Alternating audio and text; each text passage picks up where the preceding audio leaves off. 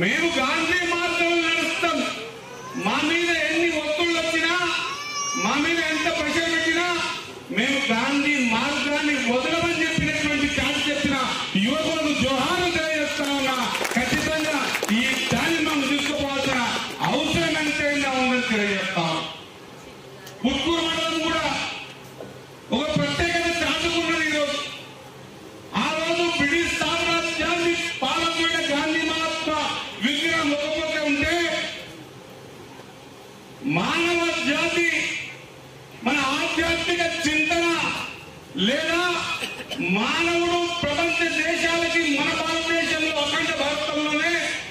మన భారతదేశంలో ఉన్న వాళ్ళు మాత్రమే ప్రపంచానికి దిక్సూచిగా ఉంటారని సూచించిన వివేకానంద స్వామిని ఒక దిక్కున, మరి ఈ దేశంలో ఉన్న పదులు బలైన వర్గాలను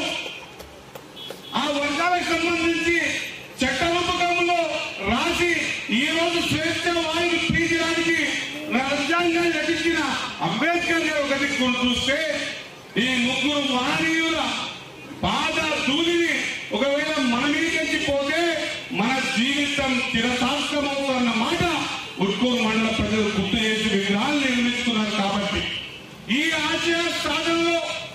ఖచ్చితంగా ఆ రోజు బాపూజీ మాట్లాడిన మాట ఈ దేశానికి గ్రామాలే పట్టుకోవాలని, గ్రామంలో ఉన్నటువంటి పేద బడుగు బలిగిన వర్గాలు బాగుపడ్డప్పుడే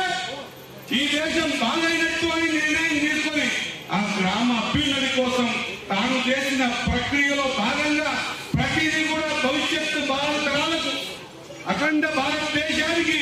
ఈ భారతదేశంలో ఉన్నటువంటి యువకులకు ఒక మార్గ దిశ నిర్దేశం చూపించినటువంటి బాబు గారి గురించి మనం రాబోయే తరాలకు చెప్పాల్సిన ధర్మం మన మీద ఉందని తెలియజేస్తూ